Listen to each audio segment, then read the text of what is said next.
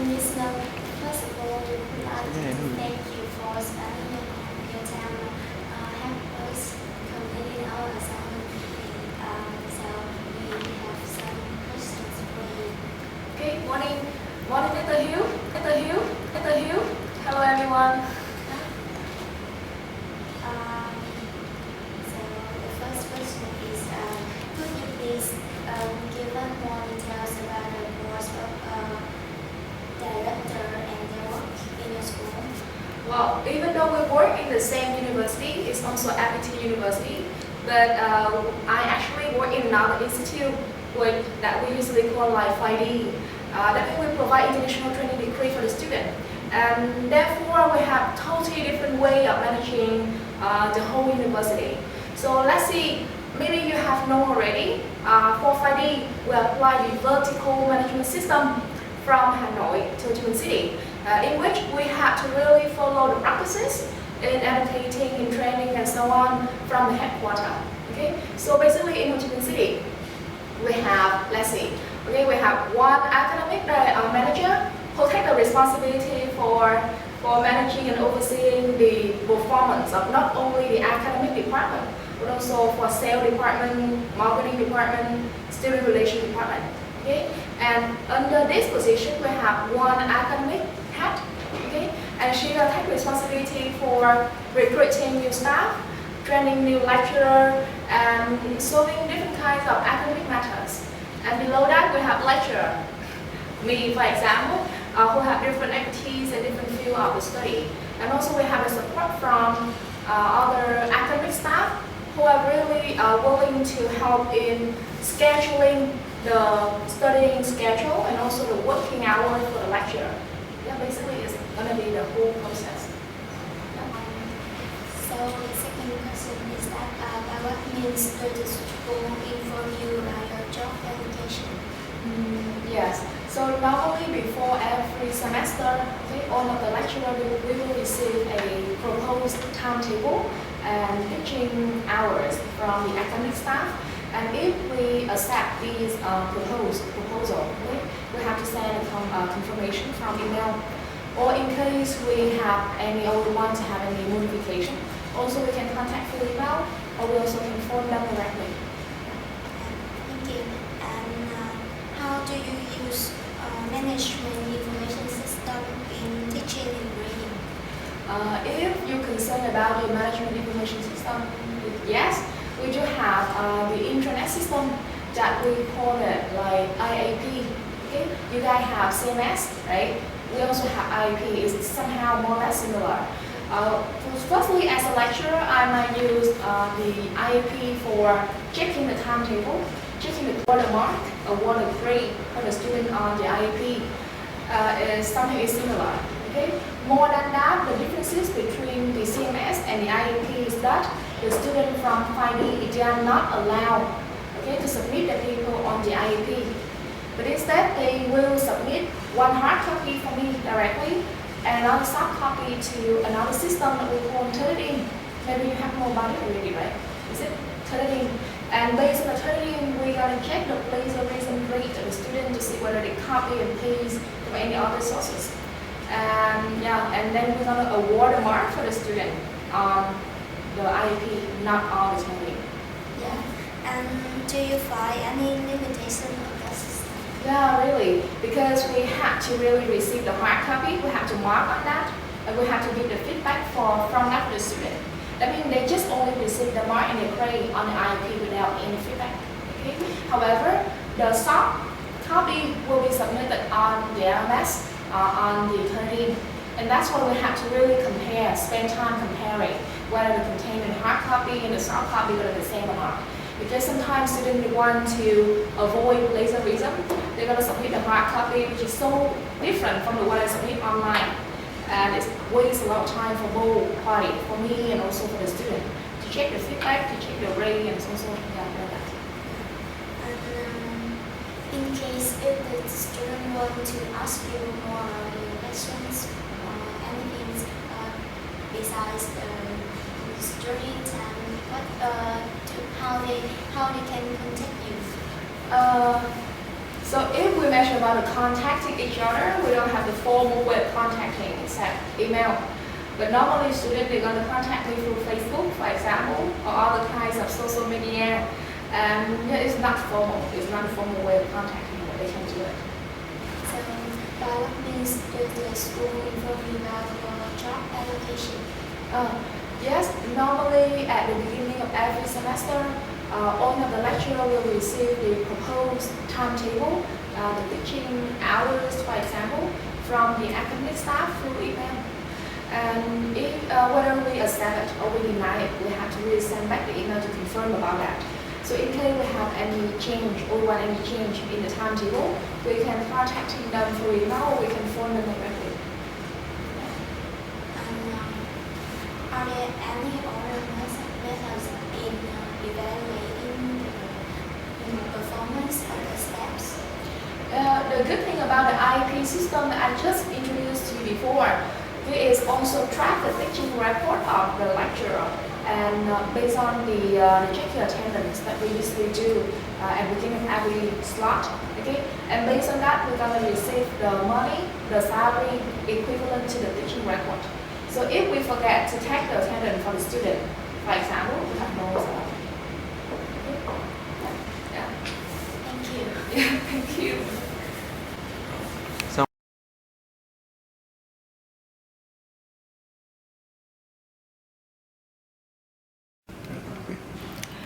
Okay, this one is the home page of IAP internet system, and for the student and also for the lecturer, the home page gonna be the same. And for example, if I want to check the attendance for the student, I just simply can go to view all activities and check the attendance for each and every class. And if I want to give them the grade, I can choose the function of grade and student progress, for example. Well, I give you one example how to do it. So I click first on the grade function, and the first thing I have to do is choosing the campus that now I'm teaching. Let's see, okay, because I'm teaching Ho Chi Minh City, and I'm teaching for the B2G program that normally apply for year 1, year 2, and year 3. Okay, then I just choose it. And the next thing that we have to do is choosing the semester of study. And I'll take the example of spring 2015, which is now, okay? And here we have several departments, several training, because I'm teaching business, and that's why I'm choosing business administration. The subject is management skill, for example. And we have several classes which are currently studying for this subject. And I'll take example of this one. Okay, here you can see the final version of the mark. Okay, in case I want to really input the mark, I just can click into show. For example, like for quiz, I click into shows. Okay, and here I can award the mark one by one already. Okay, we quiz 1, quiz 2, and so on.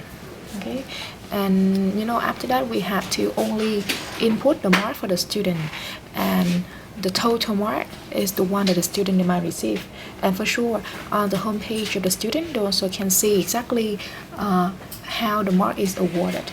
However, the limitation of this particular app is that the student might not be able to see the feedback from the student, from the lecturer. And as I just mentioned to you before, when the student have to submit the soft copy, they are not allowed to submit the soft copy on IAP, but instead they have to log in another system that we call LMS, and LMS it linked directly to the Turnitin system. And we want to do it because we want to check the plagiarism rate of the student to see whether they are cheating or not, whether they copy information from any other source or not. And here we have a list of several students who have submitted their paper already, and on this column we can see the similarity rate. Okay, so for example, for this student, I have to click inside to see where the plagiarism rate is about or where it's come from. And when I click inside this name, it automatically will turn into this page. And in this page, in this column, this one, okay, on the right hand side of the screen, you can see the similarity rate. So 2% is low when it's accepted. And we are not actually required to create a paper online. However, for the final year B2B, the teacher can actually create and give comment, give feedback on this app also. Here we have in the bottom we have one option, and here we can actually type in several feedback that we want to give to the student, and when we actually click save, the student they can see it. Okay, and in case we want to check the plagiarism rate and exactly where it comes from, we can click on the left hand side of the corner. We can click in the originality. Okay, and if I'm click here, okay, and so now we can see that the student actually there no plagiarism rate in the paper, and the only thing the only one thing actually is graded is this one. Okay, and whenever the one which is highlighted will be the one is considered as plagiarized.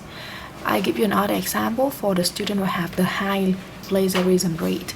Okay, this one is low, 2% is low, right? I have another one. We'll consider about this one.